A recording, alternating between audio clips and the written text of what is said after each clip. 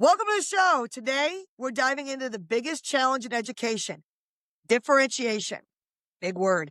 We're not talking about simple making tiny tweaks. We're talking about designing a learning environment that assumes diverse minds, from ADHD to ASD, beyond, are the norm. In our youth groups today, I'm not convinced there is any normal anymore. I see it every week.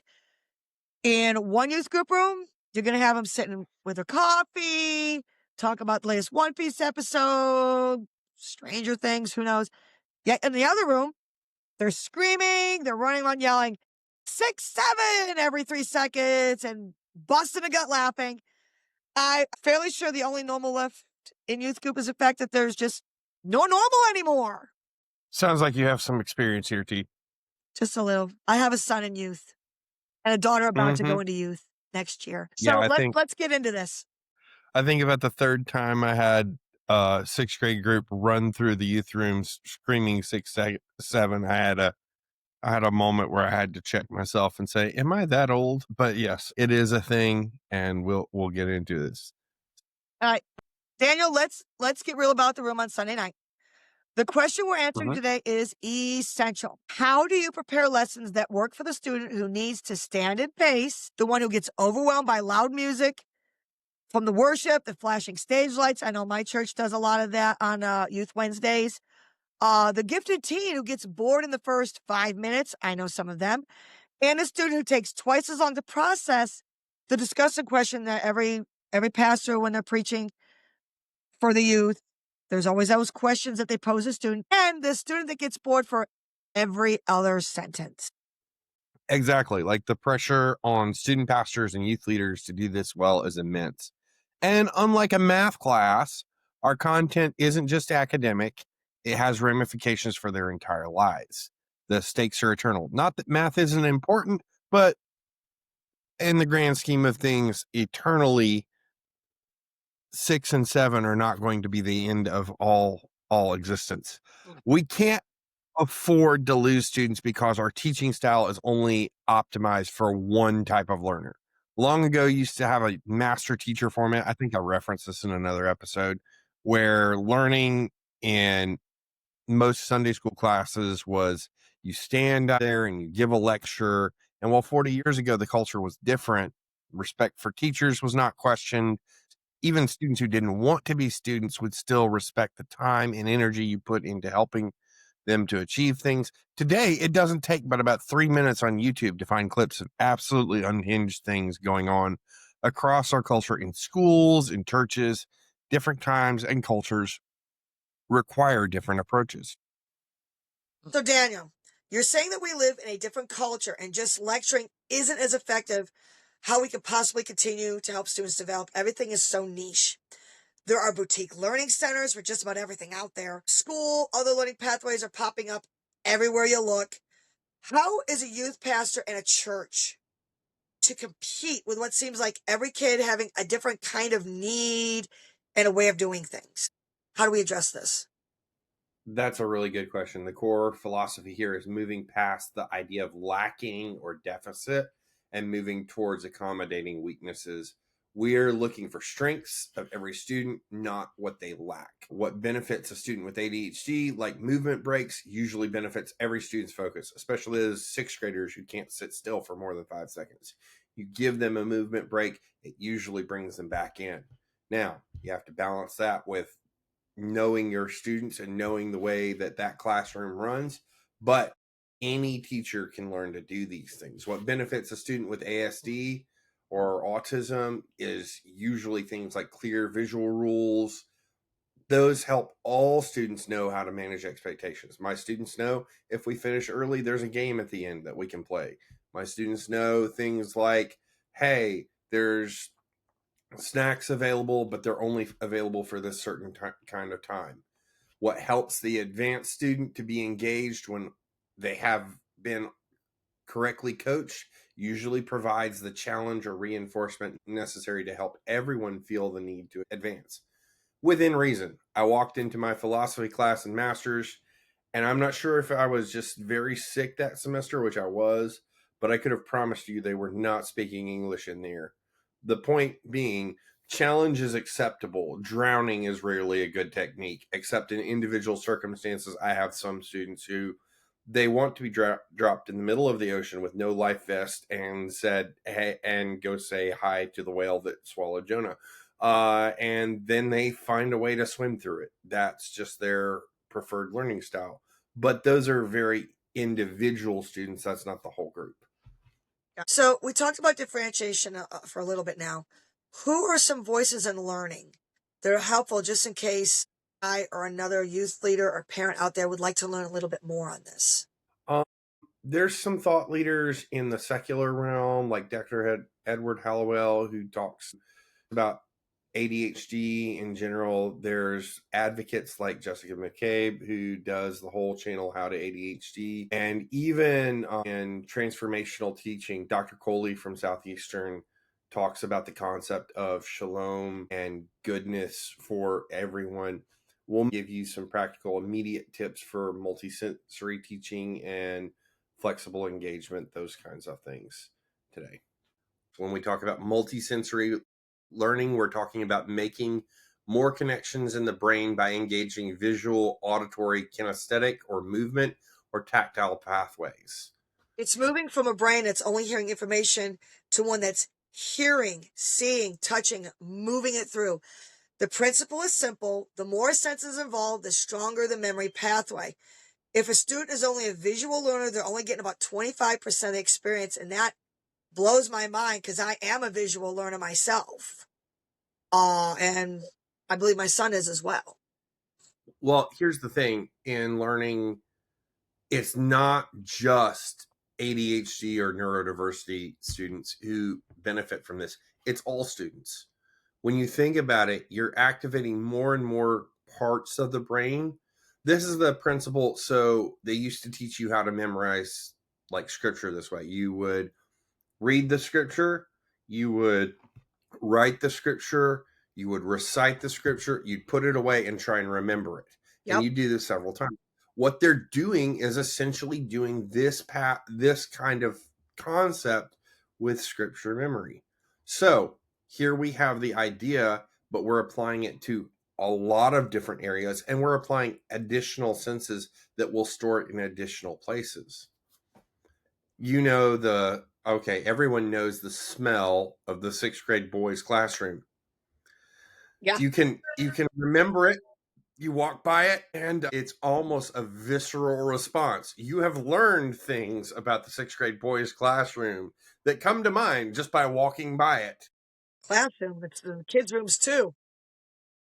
No amount of air freshener or Open Febreze windows.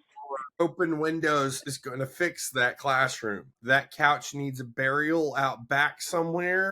It needs like probably a borderline exorcism, and that's just where you have things with smell as such a strong learning thing.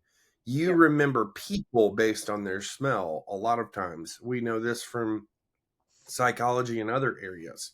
So let's start with ADHD here. For these students, the concepts of sitting still, you'll notice I don't sit still very often. I'm here, I got my chair and I'm rocking back and forth. There's just not a whole lot of sitting still. It's the greatest barrier to learning. It's the greatest barrier to engagement. It's the greatest barrier to even like me having a conversation. We need to shift our mindset away from viewing movement as defiance. This is where the work of psychiatrist Dr. Ed Hallowell is so important. He mentions this. He's the author and co-author of Driven to Distraction. It stresses that ADHD isn't a deficit of attention, but inconsistent attention system. So physical activity helps to regulate. Giving a child with ADHD permission to move is not a distraction.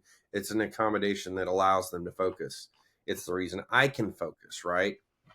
Yeah. That's a huge mindset shift there.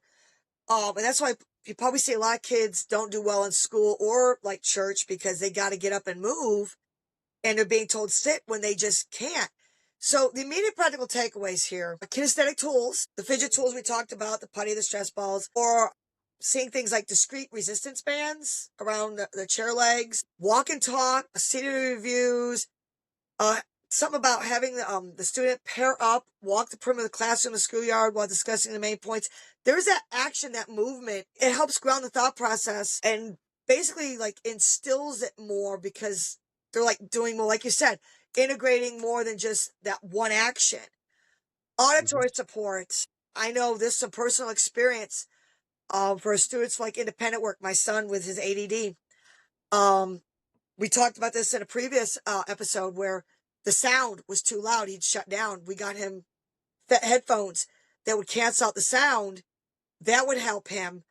But I've also noticed with myself, now that we're discussing all this and I'm researching more, and my daughter, we function better when I was in school and her currently in school.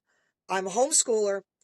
If we have that sound in the background, that music, not a fan, but the music quietly in the background actually helps us focus on our schoolwork better instead of just sitting in the quiet room, going stir crazy, having a radio on the background, maybe having their favorite YouTube video.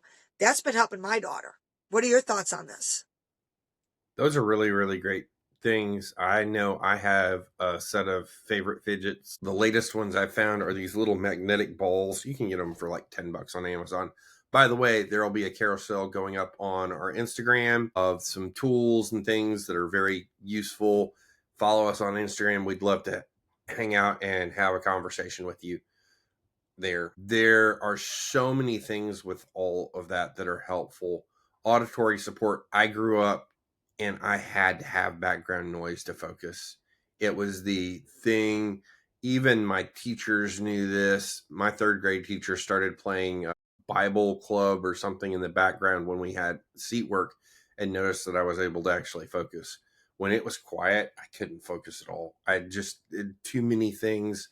Tapping of pen, click pens. I had to have something. By the way, if you're looking for discrete ways to help, if you're using those old standard church chairs, resistant bands around them are great ways for them to bounce their feet. I have chairs that I use in my youth group that are specifically a little bit springy because my sixth graders need to bounce.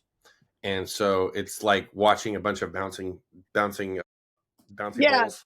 those chairs that are kind of funny shaped, they come up and they really don't have, they only have like two legs on them, but they're really strong. They're kind of like a sideways U, and you can bounce. Yeah, guilty. I don't I don't have those. I have just straight picnic chairs that you buy at Home Depot, but they have just a little play in them, so they like to bounce there. Eventually they'll break, but for right now, it helps them to focus and process, and that's what we're going for. Well, let's now turn our attention to ASD for students on the autism spectrum. The challenge often lies in interpreting abstract language, sudden changes, managing sensory inputs. The classroom needs to be a place of predictable clarity. Let's elaborate. Absolutely. Anxiety shuts down the learning center, and uncertainty fuels anxiety. This is why when rules change for a person on the autism spectrum, there's so much turmoil. They feel like it's unfair. They don't understand the rules. And when they change, they seemingly change at random. Why shouldn't they be able to change the way that I want them to change, not the way that someone else determines?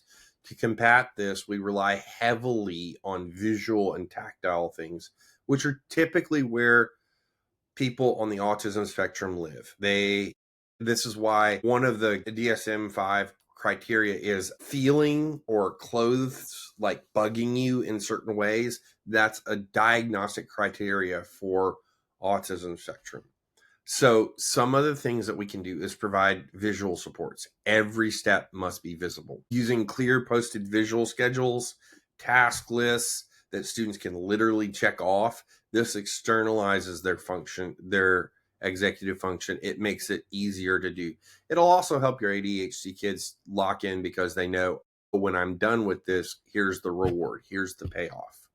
And you always want to attach a payoff to the end of that, because with ADHD students, we don't have a payoff internally. There's no, I did something good. It's just all, okay, now what? So you have to attach something to the end. One of my ADHD students right now, his obsession is pizza. And so he knows that, we complete all of this. We might get pizza at the end of a unit, or we might get pizza at the end of a youth group, or we might do something else that they want, just because they have to have that external motivation to help them function and regulate, because they don't have it internally. Which brings us back to ASD, where we're talking tactile manipulatives. Abstract concepts are complicated. If you're teaching area and perimeter, you want to use like blocks or Legos or something like that. Use floor tiles. If you're learning about historical structures, build models, use things like here's a whole thing of Roman coin replicas that I have. The thing that I can give that's tactile, that shows them the concreteness, it helps reduce anxiety instead of just looking at a picture. It helps enhance understanding. And I think that's across the board. They used to say that a picture is worth 1,000 words. Well, an object is worth like 10,000. If you can hold it, if you can build it, if you can do it, it will enhance your understanding and your recall for those areas. But in sermons or teaching, this is also really applicable. Whenever we can use an image or a manipulative item, these are excellent. For example, in my children's ministry, we have a Lego church building. I built it for about $30 from the Lego store. Some of my more spectrum kids in kids ministry love it when I bring that thing in the classroom to illustrate a point. They've torn it apart and rebuilt it more times than I can count at this point, but that's okay. We keep it. It actually sits up in the front where our children's sermon is, over on that side on a little platform, and they come up to that, and it's just a little clue and a little side to, hey kids, this is the direction you're going to go. They love it to death. But big things, it's important to note that a lot of times autism is focused on the tactile realm. In fact, the DSM-5, which is the standard for diagnosis, considers this one of the primary criteria for it. So where we can engage the tactile sense in a way that is tolerable and pleasant, for example, Legos, then students are more likely to remember the lesson that the center of their brain is already being engaged in. So things that are great. I remember this lesson from when I was in 4th or 5th grade. We had something called, what was it back in the day? It was a harvest festival at my church. And one of the repeated things was that we didn't get candy for, but it was kind of cool, was they had the belly of the whale. I remember they would blindfold you. They would lead you through. You would feel all kinds of things, including like Jello and other things. And they're like, this is the intestines of the whale. And then they tell you the story of Jonah. And I remember bits and pieces of Jonah, but I remember that story a lot of the time because of the tactile stuff that went in. And that was me as an ADHD kid. I can't imagine how that would be if I was an ASD kid and I learned that way and it was all tolerable and I felt safe.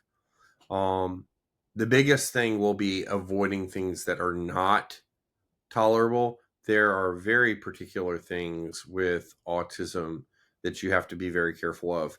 Certain kids don't like certain textures. Certain kids don't like certain kinds of fabrics. And so you still have to be careful about that. And you have to know your student to be able to adapt those things. But almost unanimously, things like Legos or toys like that are pretty much enjoyed across the board. Yeah, my son is absolutely addicted to Legos. Got some for his birthday recently. But your story of the whale and the little church reminded me, back when he was in 3rd grade, he just wasn't grasping the concept of the 3 levels of government. And I had a brilliant stroke of inspiration, got his Lego box out and just started different color building blocks to explain. And even to this day, he's now in 7th grade. He still remembers that example of the Legos teaching about the 3 levels of government. So Legos, excellent idea. You can do different shapes and colors. And they're going to remember, oh, that color, there's that visual input besides just the Lego. Tell us some more. To show how easy this is, visual, auditory, kinesthetic, tactile models. So VAKT models here are a couple of suggestions. Memorization methods that that work. Have students trace letters in sand, shaving cream, while saying the desired memory phrase. There's a whole thing out where you have these bracelets that come once a month, and it's the first letter of every word. And what you do is you trace those letters while you say the verse, trace those letters, and then you wear the band, and every time you see the band, you say the verse. It's a memory system that's actually used pretty extensively now, and it's a great little memory system. Bonus points after that, erase it and have them say it out loud, write it down, then try to remember it without seeing it. This engages every level of the brain in the task. Some other response-based methods, instead of asking them to simply write things on a board, engage in a popcorn method. One of my favorites is to have students race against each other to the whiteboard to write down as many things or items as specific area to check their comprehension. So I might say, in the story of Abraham, how many sons did he have? Go, write their names and run. How many sons were in this story? Or how many times did God do this? Or name anything. Another thing I have them do, we play hangman a lot with words that they're not getting, like keywords. Those are great things. Anything where I can make it visual. While they do so, they have to call out what they write before they can go back to their seat. So what you're doing is essentially, I write it, I call it out before I run back. So we're engaging 3 different levels. 1, I'm kinesthetic because I'm up and I'm moving. 2, I'm using auditory because I'm calling it out. 3, I'm using visual recall as I'm writing. And 4, I'm actually using the area that processes writing. So you're using 4 different areas of the brain at the same time. Plus, This it's a is lot of fun for your really, students. oh yeah, and they love that kind of stuff. So I don't know what do you do as a parent that is similar to this? How do you process and help your children do this? Would be what I would be curious about. A lot of the fun stuff, like you're saying, we use Legos a lot in a lesson, like for mathematics. Currently, my daughter struggles with a little bit of mathematics. I think she might have dyscalculia. I believe that's how it's said. So we're looking at using Legos to help her understand some of the mathematical processes. I have used even those foam blocks, coloring pages, like paint by numbers. Anything gets them moving. I know in Sunday school, they will do like you were saying about writing to the blackboard. They have Bible drills where they have to get up and, you know, grab a Bible, find this verse, raise your hand first. Okay, now who wants to go write the key point of it on the board? Things like that. Just that whole motion activity. The more points they use of what you talk about with this, the more ingrained. And obviously a reward, they might, like, other than just verbal praise, they might get like a little, like a pin, like a badge pin that says, I did it, or you're awesome. Just those little things of doing it, getting the whole body involved, and then the reward. It's just amazing. Yeah. And ultimately, our goal isn't just to stay at reward at the end. We want to get to the point where we're teaching students that they can do this on their own. This brings us to another element that we need to discuss here. And it's a concept that Dr. Coley teaches about and is established in multiple educational research theories, but he speaks about it in transformational teaching, and it's this concept of metacognition. Hold on, people. This one might be your inception moment when we discuss teaching theories for youth pastors. Metacognition is simply the concept that we can learn how we actually learn, therefore improving our ability to learn. It's the cutting edge of educational theory. It's kind of like inception. We learn how we learn so that we can learn better. Okay, that's deep. Where are you going with this? Let me cook. Dr. Coley from Southeastern states it this way: a crucial finding in the research about metacognition and executive function is that skills and strategies that permit students to take charge of their learning can be taught. Through explicit instruction, modeling, and encouragement, students can learn to identify and overcome deficiencies in comprehension, reasoning, problem solving, and communication. So let me translate. Imagine we're doing all the things, shaving cream versus clear signage, even the race to the whiteboard teaching activities. But here is where the real growth happens.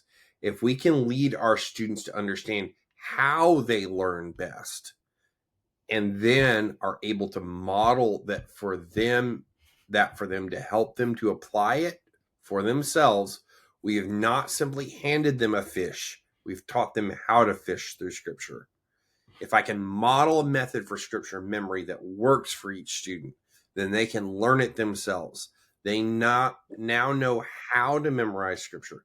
This is metacognition in a pastoral nutshell. This is why the way that we teach how to study our Bible matters in teaching and building a foundation. It's not just that I teach you ABC 1, 2, 3, here's what you do. I don't want you to parrot. I want you to learn how you learn and then go apply that. Cool. Does So that that's make the sense? input side. How we deliver the lesson and structure a lesson. Well, if this is something you are enjoying, if you would like to join us, please click the link below, subscribe, and you'll get access to more bonus content. Daniel, what happened? We took a break and you're different. I don't want to talk about it. Accidents happen over lunch. Let's just put it this way. Queso and my shirt had a dance and I lost. That happens to the best of us. Yep. Daniel, so Yeah.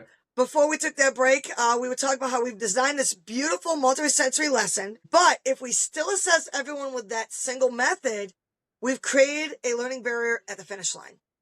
Yeah, and that's really the trap here, right? Normally we test people through the speed of which they're able to answer something, which Google and ChatGPT just completely blow everything out of the water now. Handwriting or transcription in some form or fashion, like write it down on a test or respond with a Quizlet or something like that, or some sort of thing like that. But for many neurodivergent learners, that's just not helpful. It doesn't really measure knowledge. We need a flexibility in this process. This means we'd much rather test through personal application of passage than a simple form answer. I think this is restating the obvious thing we've learned in discipleship in the last 50 years. For example, the old Sunday school adage is that little Timmy came to his mom and his mom asked, well, what did you learn in Sunday school? And little Timmy says, well, the teacher asked me what's fuzzy, brown, and likes acorns.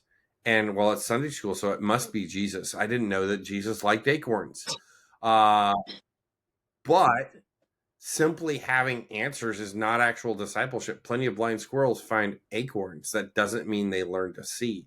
At the same time, some neurodivergence can't even be measured by finding the acorn in the lesson. When they're busy pondering at the depths of a single acorn they managed to find, they don't see all the other ones that you're trying to cram in there. They might be focused on the one acorn that they found of, well, Jesus lived during this time period. I wonder what that time period was like. I'm going to go on a deep dive and learn everything about that time period. And that might be the only thing they ponder, or you might have a more applicational lesson where it's trust Jesus with everything. Well, that person might have to think about, well, what is everything? And that is still a win, because then they take that into future lessons. This brings in what one of the advocates, Jessica McCabe, says when she emphasizes that executive dysfunction isn't a moral failure. It's a breakdown in the system that gets things done. So it's not a moral failure that this person is only able to focus on one thing. I think even neurotypical people, there's that one part of a sermon that will stand out, and that's what they take home. But what neurodivergence do is we take and we maximize that to the exclusion of everything else, right?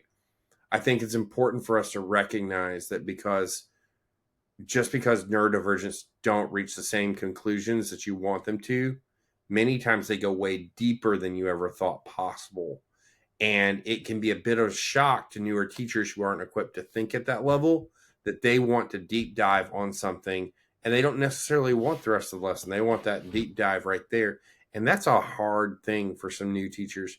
We don't believe in a box. The box doesn't exist.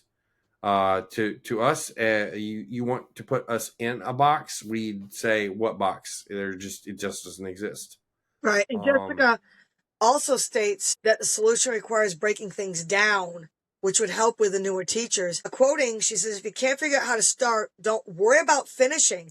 Just worry about the smallest, easiest next step, which really does break it down easier when you have that person that latches onto that one little tidbit or what can go with that tidbit instead of what else is going on. And if you haven't checked out Jessica's podcast, feel free to do so. She can be found on YouTube.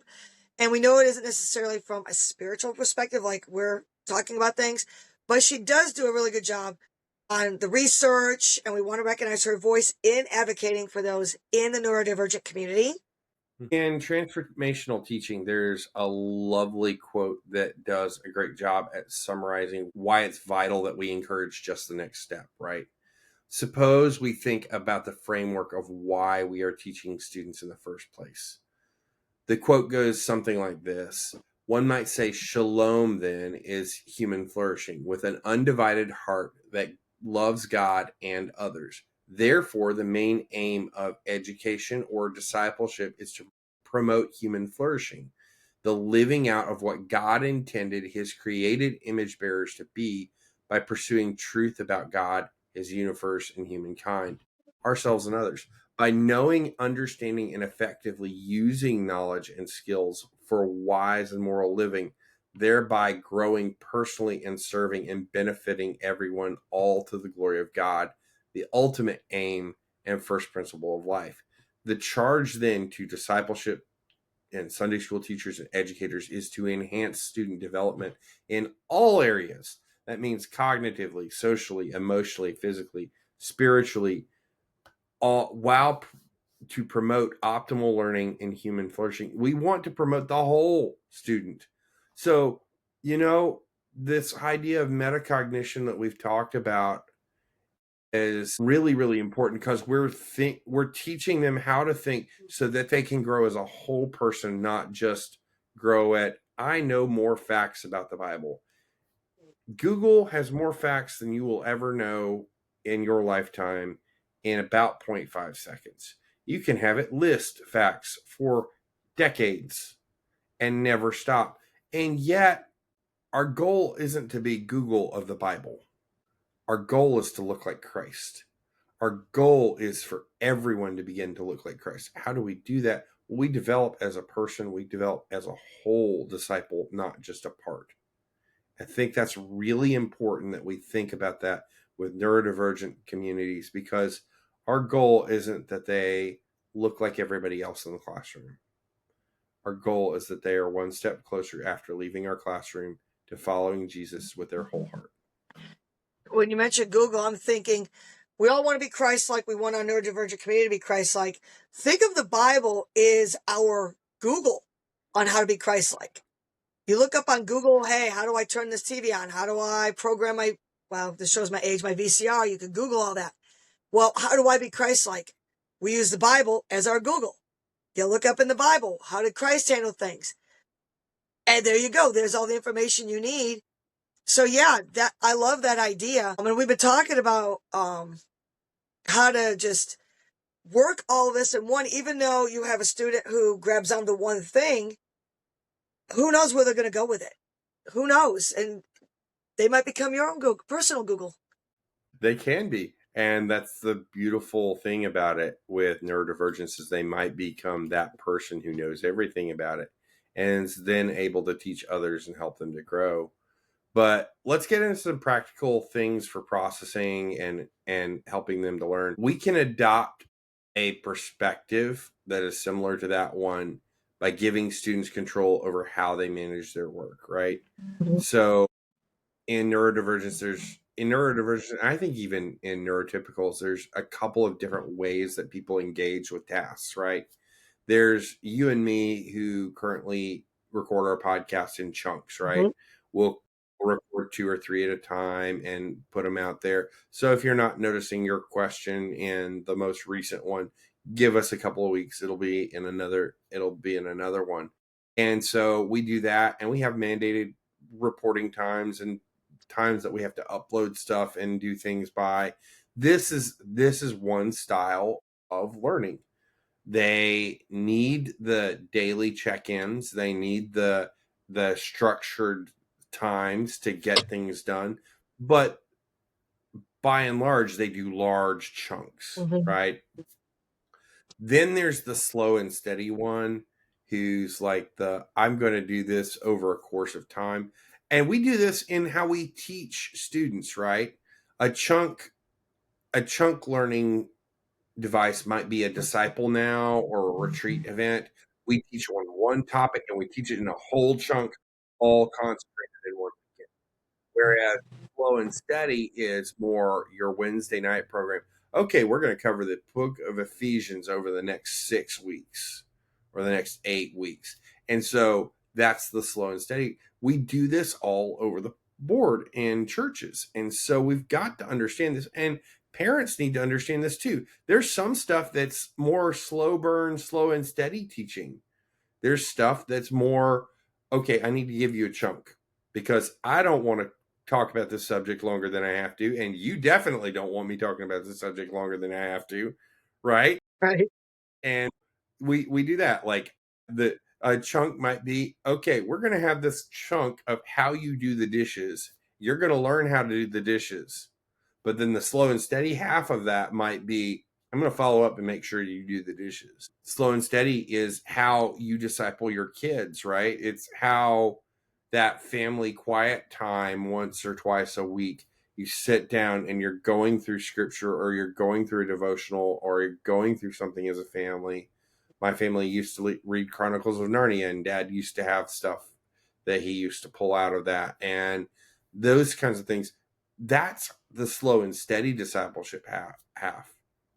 Whereas the chunk is usually one thing for a intense period. But this teaches students, if you give them a choice on their rhythm, it'll give them freedom.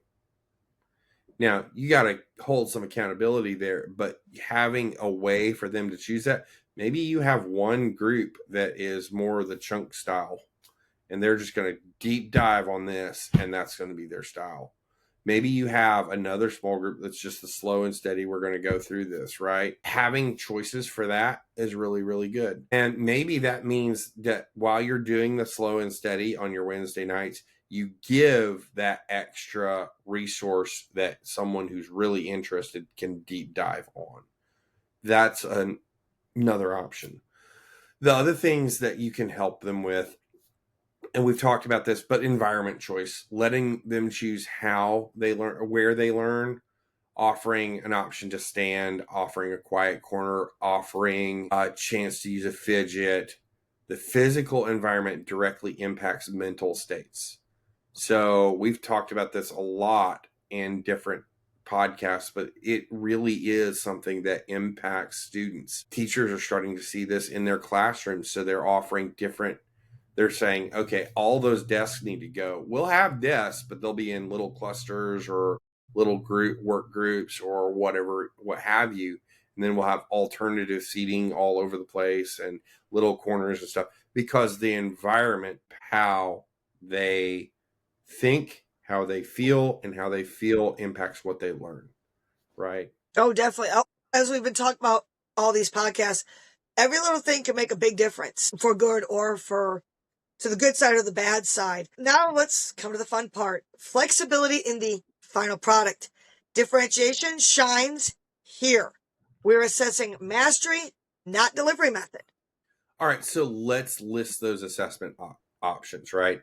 We've talked about a couple of things. These are some additional assessment options that you have. One is the verbal or auditory students.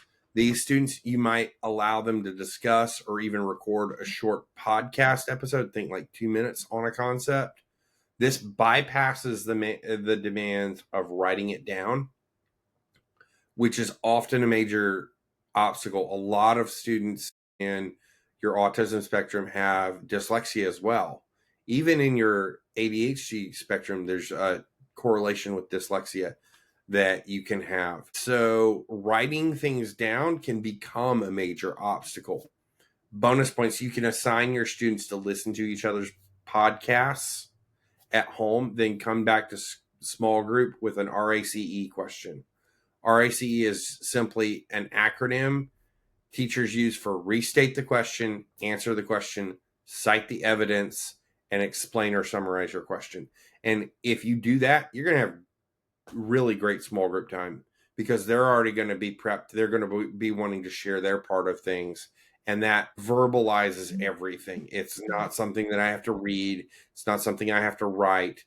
It allows them to engage in the Bible or a theological concept, and it engages their creative side as well. We've talked about how the brain stores things in multiple different areas, right? And the more areas you can store it in, the more likely they are to master it and remember it. That's a great way.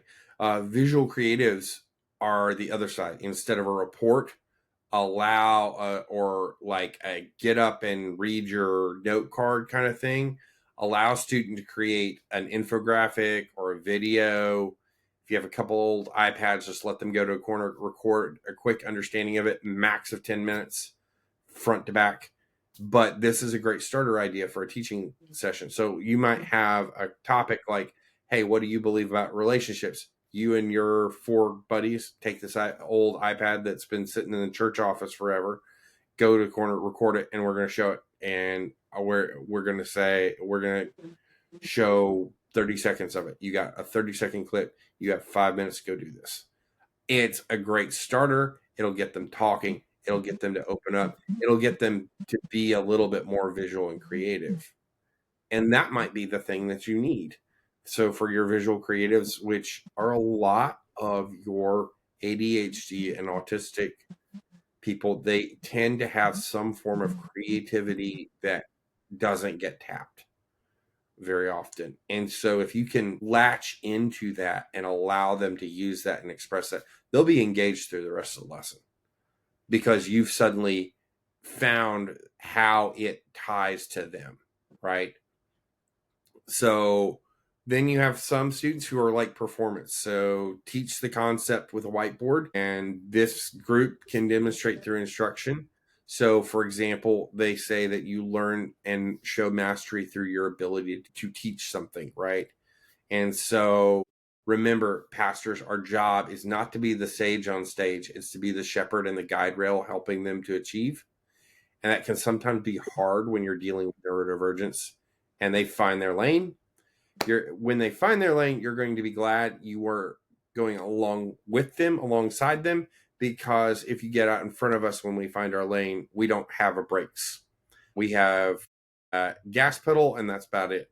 And so you give us some speed behind us, give us some fuel, and we will run everything over achieving that goal. You take That's it and run with where, it. huh? You take it and run with it. Yeah, we do 100%. And so having us teach on something is giving us that car to ride in because it makes us think about it at a different level. How do I communicate this with somebody else? And it's not everybody's mode of operation, but I think it is an important one because our job as pastors is to actually help them to get to that point. Because when they leave our care as youth and as students, they need to be able to do this with their families. They need to be able to do this with their peers. And so that's a high bar. But I think if you set that bar a little bit higher and you say, hey, you're going to teach this segment and we might even have to let you fail every once in a while. But in doing so, you set the pattern and you let them have the ability to succeed. Awesome. Well, finally, when we're talking about this, let's talk about now how we consider things a success. Yeah, we really need to shift our focus here from perfection to progress. If a student with severe executive function challenges manages to complete like 80% of a task, that's still a major victory. We need to find ways to celebrate that and focus on feedback and on the process of how they completed. Remember, if we can help them learn how they're doing stuff, this is the process of metacognition. It's the process of teaching them to notice how they're learning so they're better able to learn the next time. This preserves motivation. Remember, incomplete is better than nothing. I think my teachers used to teach me just get something on the page. And if we can do that with our students, if we can help them learn, hey, you got this much done, then that is amazing, because that teaches that student, oh, well, I got this much done when I was listening to music. Maybe I need to listen to music the whole time next time. Maybe I needed to fidget more. Maybe I needed to put my head in a different place for a while. And that's always helpful. Well, talking about like background music and helping, that would be something that's in the environment of your classroom. So now let's look at the room itself where you're teaching. A poorly regulated environment can completely negate all of our thoughtful planning. We need the predictable classroom. Predictability, again, on your autism spectrum, is a safety net. I have a student who texts me every week to know what songs we have coming up, because they don't like change and they want to know what's coming up. They want it to be predictable. Uncertainty tends to breed anxiety, which shuts down the learning centers. And we want them to come in ready to learn. So there's a whole element to design that gives every person on the neurodivergent spectrum the heebie-jeebies. It's really popular now. It involves a lot of goodwill, upcycling, and all kinds of different one-off purchases that, although useful, are also all different. And we walk into a room full of things that looks different and disorganized, and it has one of two effects on us. Either we adapt to it as some kind of extension of our internal clutter, or it stresses us out that everything looks different and functions different. This is a large reason I think that clean cut designs, like modern designs, are somewhat preferred by neurodivergent individuals. And you're seeing a whole shift towards that in a lot of different areas. They're predictable and usually cleaner. So when you're designing your youth room, give some thought to that one-off couch that Uncle Joe Bob donated. It might be useful, but at least put a cover on it so they all look the same. And maybe instead of spending $200 at Goodwill on a one-off, buy a couple of the same thing, even if it is from Amazon, as it will help your youth room feel less cluttered and people to feel more at home. Now, I will caveat this. There are some people who love that cluttered look for whatever reason, and they love the all kinds of crazy all over one-off stuff. That is a design choice. That is fine. Just realize when we're doing this what kind of mental load you're putting on your students and what kind of mental load you're putting on others. ADHD people do this all the time. There's a saying, we are only allowed one clean space, right? Like my office has to be clean, my house can be clean, my car can be clean, but only one at a time.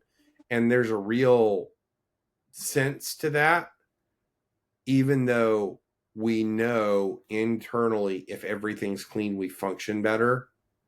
For whatever reason, there's that thing there. But mess stresses us out. And there's this whole thing where we have to be just stressed out enough to do something about it. Because it's kind of like when your parents come over and suddenly the house needs to be cleaned within an inch of its life, right? Mm-hmm. All of those kinds of things. So when we're thinking about design, think about it. Is it clean? Is it able to be used? Is it not just a one-off to be a one-off? Think through your design of your rooms. It'll be helpful. Not to say no to every donation, but maybe if the donation is just not a complete set, we might say no to having just a partial on a set, right? Mm-hmm. Another thing, routines and transitions. Clearly defining roles is important. Giving specific and predictable warning signs is helpful. So a wonderful thing that's happened with Pro Presenter and Sidekick is now there are countdowns for just about everything. Yep. Having common patterns to your service. So my service is laid out. We go through a pre-roll, which is all the announcements. You have a countdown. You have a game, you have a couple of worship things, we have a piece of scripture, a couple of more worship things, and then a message, and then our small groups, right? Or response time. depends on the week. And having that predictable pattern really, really helps, because when overstimulated minds get into there, they draw safety from routine. I will say this again, our students live in so much unpredictability, it overstimulates them and they shut down. Occasionally mixing things up is not bad, but we need to give notice, and we need to be not doing that every week. So if you're having a prayer service, don't apologize for having a prayer service. Just announce it. Yeah. Make sure that everyone knows. And it's not a last second thing. It's not something that you do behind just because it's a one off. You make sure that you announce these things. And this is a huge win for everybody. And having all those changes can also create a sensory overload. And we know this whole sensory thing, no matter how the senses are, is very important. That's why a sensory audit is also crucial. And we have covered this in a previous episode, but here are the three things that are helpful just as a reminder. Think about your lighting in that youth room. Dim, harsh fluorescent lights where possible. If you can't, if it's a smaller room, use string or floor lamps. I know a lot of people like to choose like just white basic Christmas light. Sound, have that clearly designated quiet zone or that take a break space that students can self-regulate if they've learned how to do that without any judgment. Visual clutter, as you was talking about in the room, keep walls and surface organized, clutter free to help minimize the visual distraction. I know our youth group says no phones because that's another distraction. So let's start with lighting. Yeah. Lighting is more important than people realize. In this generation, their visual cortexes are more used to blue lights from their phones or soft lights than the halogen or ballast style that are in a lot of our classrooms. Even classroom lights in schools, teachers will take flags, they'll sew them together and hang them over there. They'll try anything they can to not use the main lights unless they have to. It's just such a huge thing that it's recognized. That being said, our language matters too. And so when we talk about feedback and communication, we need to focus on the desired behavior instead of stop saying 6, 7. Try, can you tell me a part of our discussion that's important to you? Can you tell me how 6, 7 relates to that discussion? And make them explain it. It'll put the responsibility back on them. And if they can't say it and they just say, I don't know, then say, respectfully, we're trying to learn here. Can you join us? It changes the environment. It changes the thing. And instead of you coming out as being the old guy saying, stop saying this, you introduce, hey, we're here for each other. We want to build each other up. And that is a whole different discussion with this generation than stop saying that.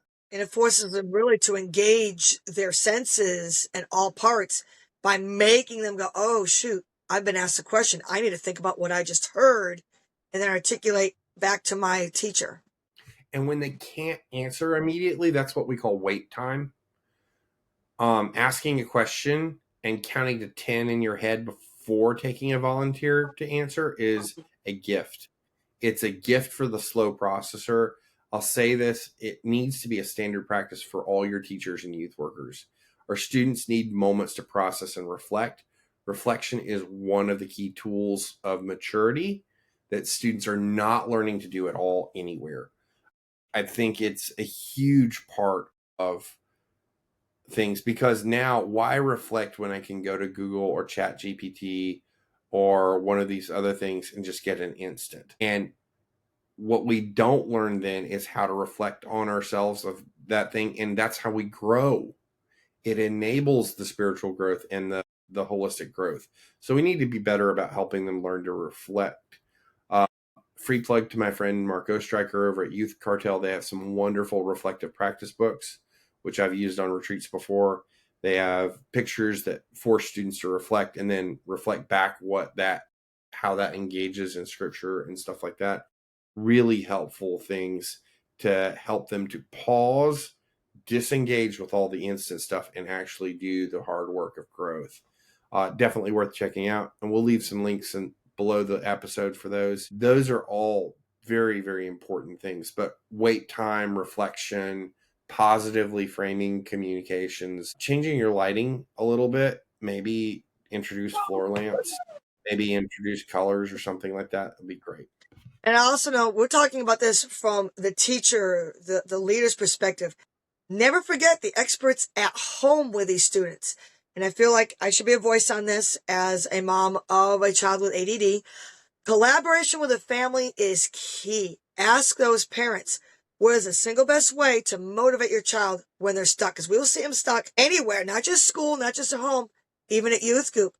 So feel free, ask what strategies work at home to help your student focus so that we can also implement those and create that consistency the students need. Use parent insight to create consistency, because when I'm asked, it helps me to be consistent with my sons, his leaders, and it helps me to help them consistent whatever we do. So if his leader says this worked out great, now I know, oh, I've been looking for that key for a long time. You've provided me the key, so now I can work with y'all, collaborate, and just everything is smoother on one level. And we will get into this in a future podcast episode. So let's go ahead and quickly review, because we have covered a lot of information today, Daniel. Let's review the game changers we discussed today for teaching every kind of mind. We talked about engaging more senses. Can you elaborate on engaging more senses? So the visual, auditory, kinesthetic. No, my brain just had a moment here. I had a senior moment. So visual, auditory, kinesthetic, and the tactile, right? Mm-hmm. The KT framework that we talked about in the first half of the episode, offering choices like how they learn and where they learn, whether they learn in quiet space or in the main space, or they learn in like chunks on a retreat, or they learn in, and that actually brings up a whole other thing that we could probably talk about. Like, how do you structure your retreats to be neurodivergent friendly and to be friendly to those who want to dive deep and those who are just there for the fun, which we all know that those kids are there for fun, but also we're engaging in overnights for the chance to dive deep, right? And so those are good conversations for a future episode. Building predictable structures like clarity and consistency, reducing anxiety, and helps them to conserve energy for learning. Those are all great things. I guess my final challenge is don't do this all at once. Your challenge this week is to pick one tool. Maybe you introduce Fidgets this week. Maybe you give a flexible option in your lesson. Try a more interactive assessment. Record something, a whiteboard race, teach a subject. Start small, watch the impact. When you teach to every kind of mind, you unleash every kind of potential. And this is what will change the culture of your church. Fantastic. Well, pick that one thing this week, apply it. If it's worked for you, you have more questions, please feel free, contact us on Facebook, follow us there, follow us on Instagram. We'd love to hear you share your stories. Maybe we'll even use it on one of our future episodes. Don't forget, click the link below, like, subscribe. Thank you for joining us today for Neurodivergent Discipleship. Daniel, do you have any parting words? Yeah, you can find links to books on Amazon. You can find a link to the Youth Cartel store for the reflective practice books, a link to transformational teaching on Amazon, and a download for the VAKT checklist in the show notes. Thanks for joining us this week. Remember, there's room at the table with Jesus for every kind of mind.